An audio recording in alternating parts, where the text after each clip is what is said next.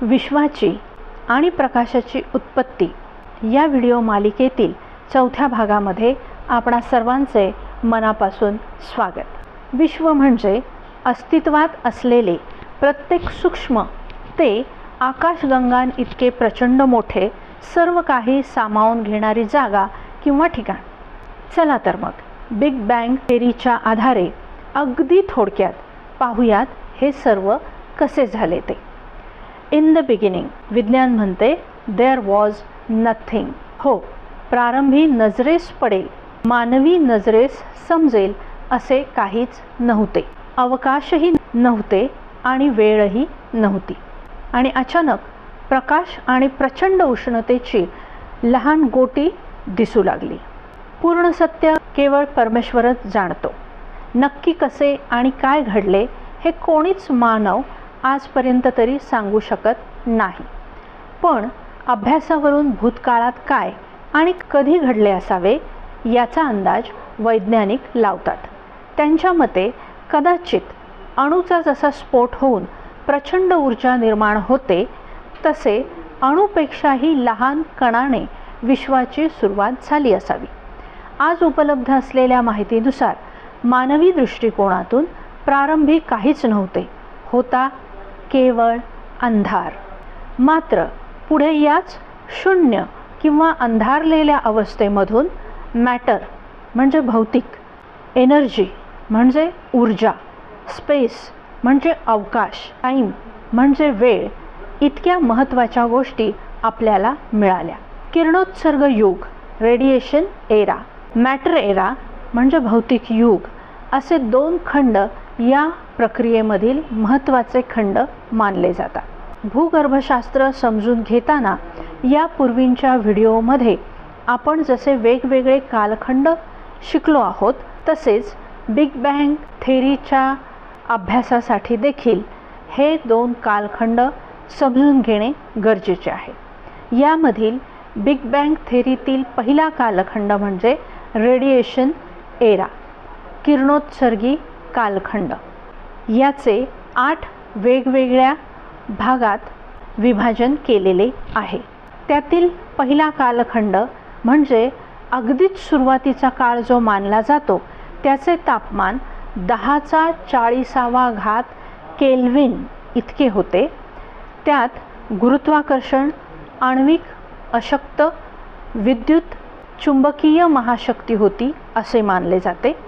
10⁻36 सेकंदापासून, पहा हा मंडळी, 10⁻36 सेकंदापासून आणि 10�33 केल्विन तापमानाला एका बारीक कणाचे रूपांतर अचानक मोठ्या विस्तारात होऊ लागले।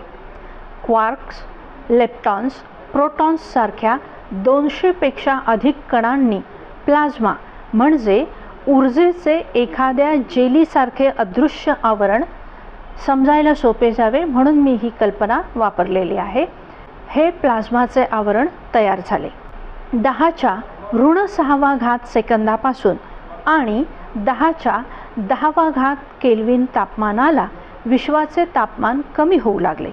पर्यायाने क्वार्क्स आणि इतर घटक एकत्र येत न्यूट्रॉन्स आणि प्रोटॉन्स तयार झाले। हे सर्व बिग बँग नंतर एका सेकंदाच्या आत झाले बरं का मंडळी, क्षणात आणि निमिषार्धात।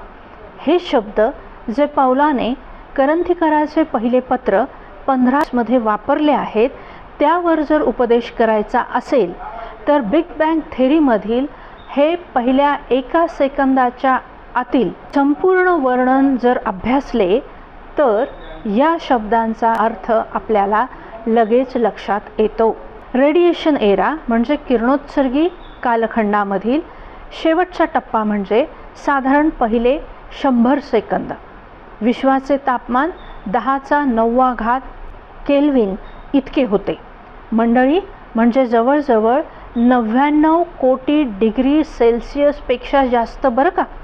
या टप्प्यावर न्यूट्रॉन्स आणि प्रोटॉन्स संयोग पावतात आणि केंद्रक तयार करतात। इतक्या वेळपर्यंत अवतीभोवती कुठेतरी स्वतंत्रपणे वावरणारे इलेक्ट्रॉन्स लगेच या केंद्राच्या कक्षेत फिरू लागतात आणि येथेच विश्वातील पहिले मूलद्रव्य तयार झाले, ते म्हणजे हेलियम. हो, हेलियम अशा रीतीने तयार झाले.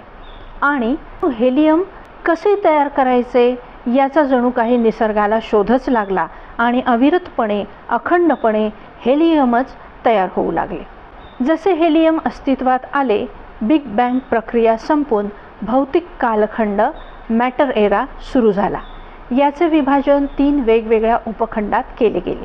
आण्विक कालखंड, ज्याला ॲटॉमिक इपॉक म्हणतात, आकाशगंगा कालखंड, गॅलेक्टिक इपॉक आणि तारकांचा कालखंड म्हणजे स्टेलार इपॉक.